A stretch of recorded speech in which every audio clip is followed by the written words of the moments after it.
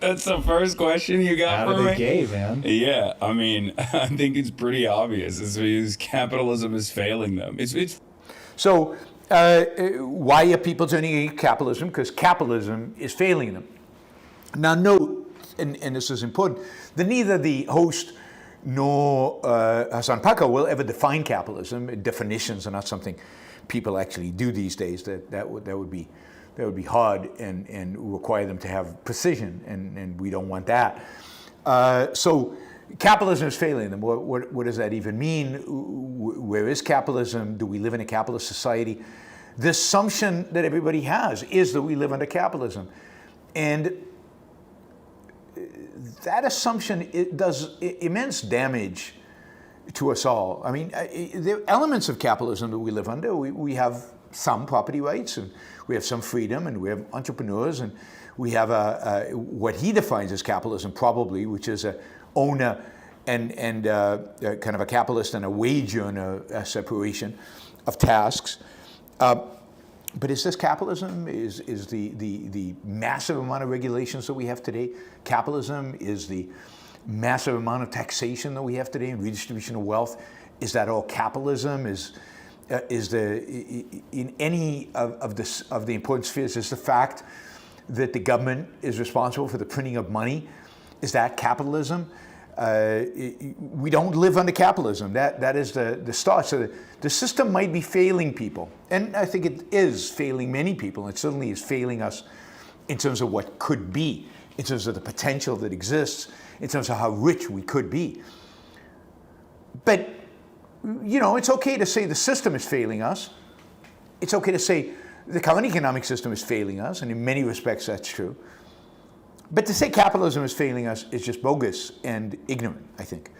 It's ignorant of what capitalism is, but again, who's going to spend any time defining terms? Not anybody we know, right? All right, let's see.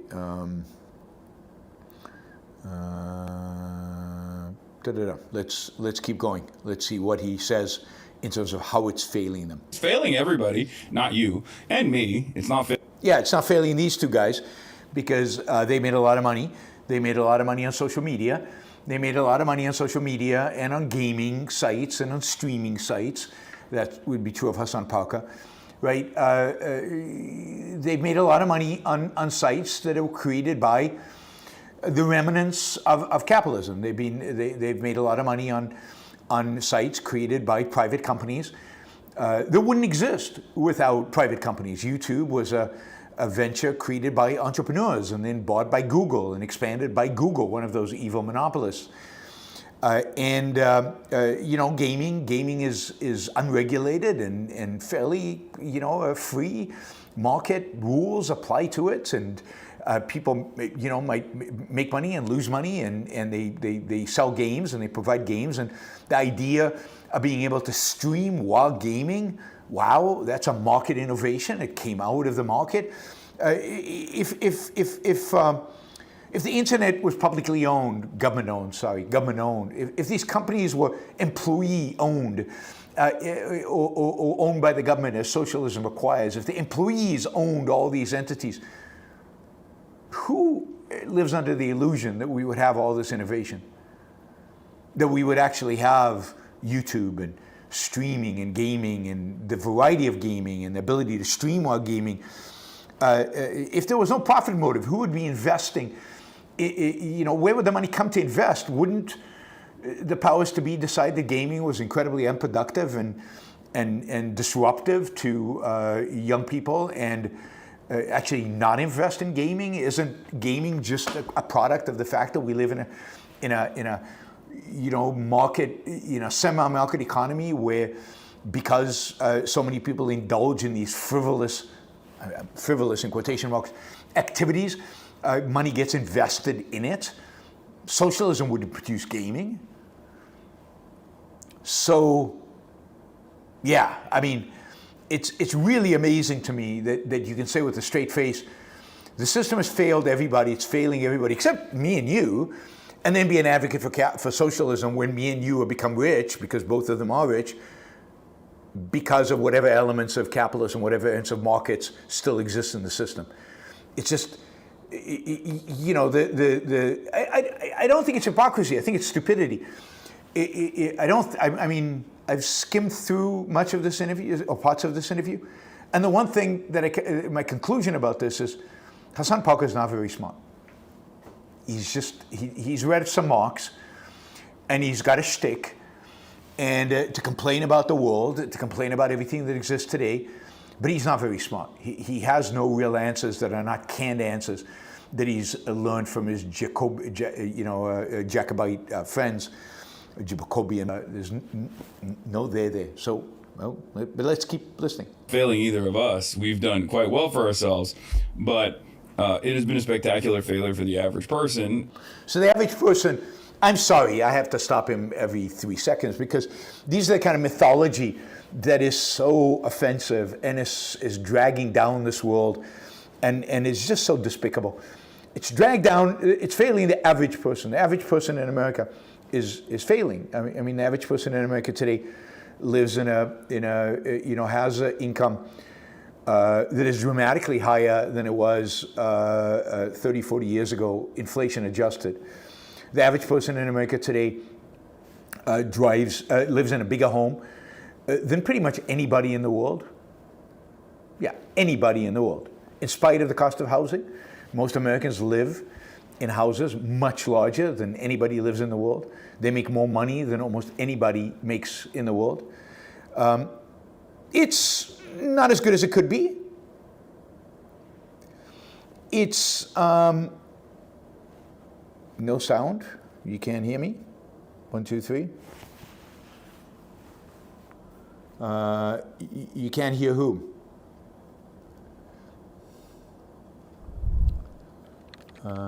Sound.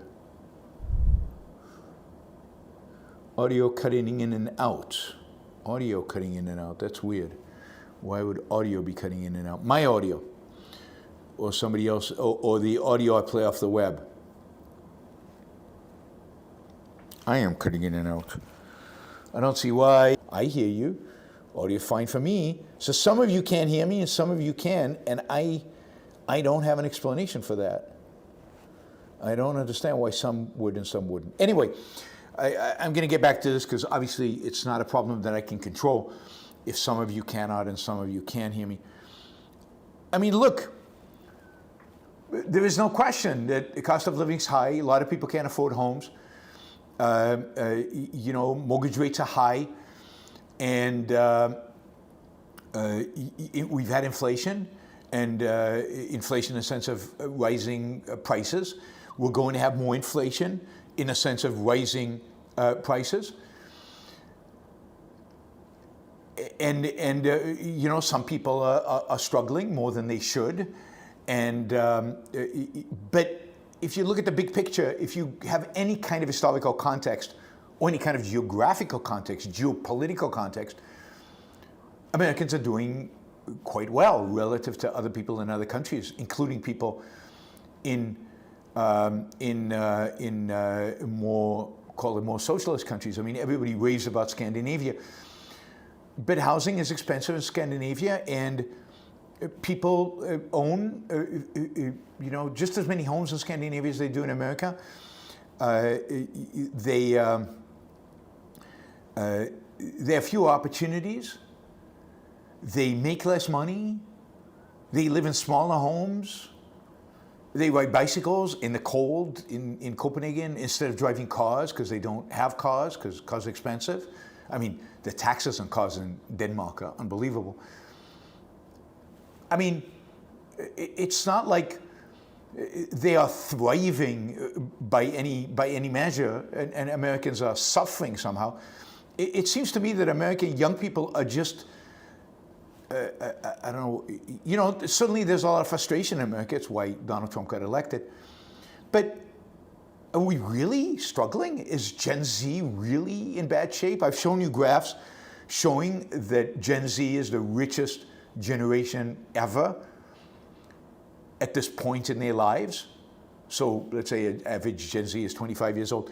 At 25, they're the richest generation. No generation at 25 was richer than Gen Z. So again, what is it exactly? What is it exactly that is problematic and causing people to have this feeling and idea that the system has failed them? Now, I get it that things are not as good as they could be and should be. Right? All right, but then we have to ask what the cause of that is. And therefore, people are understandably looking for alternatives. Young people in particular, especially those who are just coming out of college or they're just going into college, they look at the opportunities that they have, or rather they don't have, and they realize that the future is grim. So they look for an alternative that at the very least chooses to identify the problem and also solve it. So young people coming out of college, the future is grim. It's grim. I mean, I think there's reason to be worried about the future, particularly if you look at government debt and things like that. But what is it that they find grim? What opportunities? AI is scary. Technology is scary. You know, I understand that. It's not clear what jobs they're going to have. Housing is expensive, particularly if you live in the coast. In the middle of the country, it's not expensive at all. So one consideration. And of course, the socialists are all in California and on the East Coast because that's where the housing is expensive. The socialists are there. They're not in the middle. Yeah, if you look at the numbers, Gen Z, relative to every other generation, is rich. Now, they're not absolutely rich. They're just starting out their lives. How can they be rich at the beginning of your life? I mean, the problem with Gen Z is they expect the money to just drop from heaven. They expect to become rich just because they're alive. But the reality is, when you're coming out of college, there's a lot of angst. You don't have any money because you haven't worked. Yeah. You don't have any money because you haven't produced yet. You're not sure about the future because you haven't done anything yet in your life and you're not sure exactly how things are going to play out. You have very little experience. In spite of going to college, the reality is that you know very little. But if you actually look at the numbers, at income, at starting salaries, at what they actually earn when they go to work, they make more money than the previous generations did at their age, inflation adjusted. And the only thing that has exceeded inflation, the only things that have exceeded inflation are medical care, which Gen Z does not have to really worry about. It's more my generation has to worry about. Education, to a large extent, that's behind them, not in front of them when they're Gen Z. And housing. So yeah, housing's an issue if you live on the coasts. Not if you live in the middle of the country, but if you live in the coast, housing is an issue. Okay, well, rent, move to somewhere more affordable. There are lots of solutions to that, short of scrapping the system and hating on the world. And claiming the system has failed you. Failed you. And the reality is, yeah, you just finished college. College was a blast. You did a lot of drinking, did a lot of partying. Maybe you actually studied some and you learned some skills and you learned some content. But now you realize, coming out of college, now you realize that real life starts. Real life starts, right? Now you actually have to go out there and work. Now you actually have to go out there and actually produce.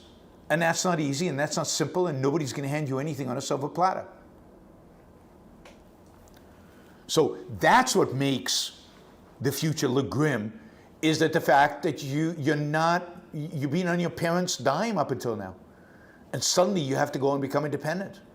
And most of them are now going to become influencers like Hasan Piker. Most of them are actually going to have to get a job. Material inequalities, cost of living crisis, not being able to ever own a home. So Material inequality, when have we not had material inequality? Material inequality is no worse today, or not worse, larger today than it ever has. Cost of living, yeah, it's expensive, but wages have gone up, so you should be able to earn enough to cover that and never own a home. Never? I mean, Americans, pretty much 63% of Americans own homes. That was true 20 years ago, 30 years ago, 40 years ago, 50 years ago. 63% of Americans own homes. That number doesn't change dramatically. It's not like people are losing their homes and nobody's buying a home.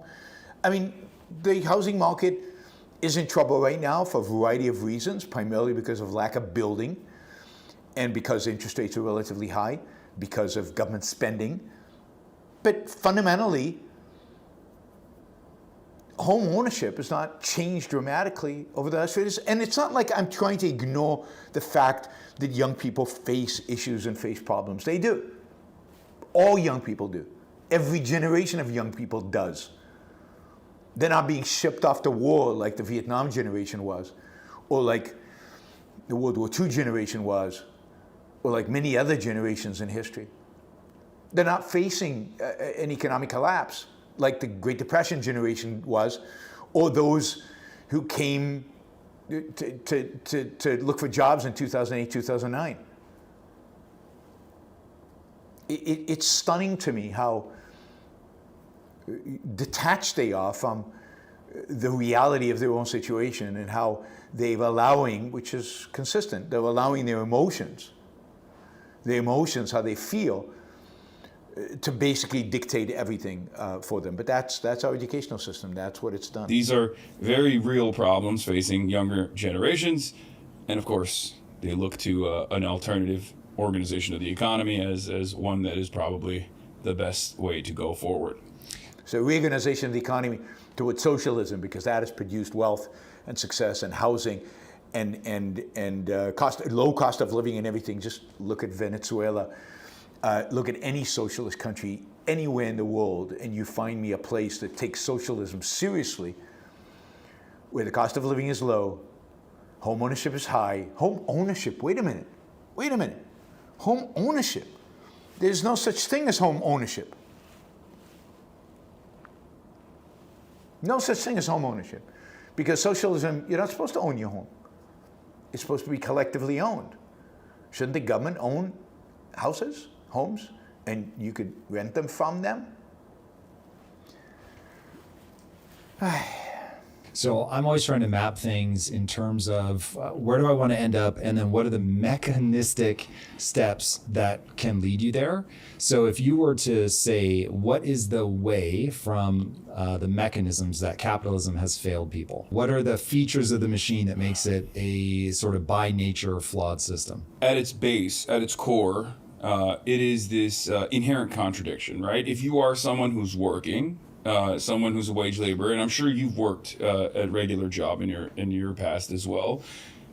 Most people want to work the least amount of time for the most amount of pay, right? Yep. And that doesn't mean like they're greedy or anything. It's just human nature. You want to work as little as you possibly can and get paid as much as you can for that. Is that real? I mean, is that the standard? You want to work as little as you can? I mean, maybe this is Gen Z, as little as you can, and get paid as much as you can. Maybe you want to get paid as much as you can per hour of your work, but to work as little as you can. Maybe that's why they can't afford stuff, because they're not working a lot. They're trying to squeeze out whatever they can, but they're not working a lot. Maybe if you embrace work as a career, maybe if you embrace work as something you're passionate and enjoy, and is something of value to you, then you don't try to work the least amount. And you try to maximize your total income, not just your hourly income. On the other side, you have your people that own the businesses that want to obviously pay you the least amount that they can possibly pay you for the most amount of time to get you to work. Now, how many bosses, how many owners of companies think in those terms? I want to pay my employees the least amount I can, the least amount I can get away with. I mean, even if they, I don't know anybody who actually thinks that way. And maybe that is true, I don't know, in fast food joints in places that have a very minimal skill level. But I want to pay my workers enough money that they're motivated to produce more, that they want to come to work. I want to pay them to increase their production, increase their productivity, invest in the job. I want my workers to be at least somewhat happy. I want a win-win relationship with my workers. This is exactly that zero-sum mentality of exploitation that Marx talks about, that is at the core of what these kids, they hate the idea that they have to go to work. Now, Hasan Piker doesn't have to go to work because he sits playing games and spouting this nonsense and gets paid by people who actually do work to spout the nonsense.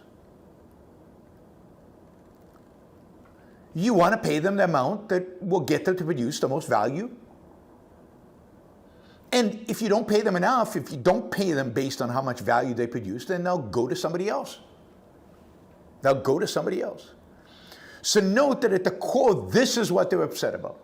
This is what they don't like. The idea that some people get wages and other people get to own the business. There's the owner, the capitalist and the worker. This goes back to Karl Marx. But this is at the core of it. And it's a perceptual level zero-sum mentality. It's a perceptual level labor theory of value. It's labor, it's muscle that create the stuff. They build it. The iPhone was created by laborers. I saw that posted somewhere. The iPhone is all the creation of labor, of muscle. Really. The reality is that labor and muscle have never created anything new. They've contributed to the building of stuff, but they contribute the least amount.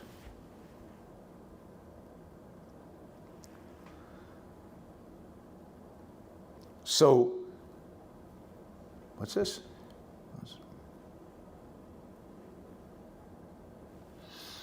I don't know what this guy is spouting. We've got...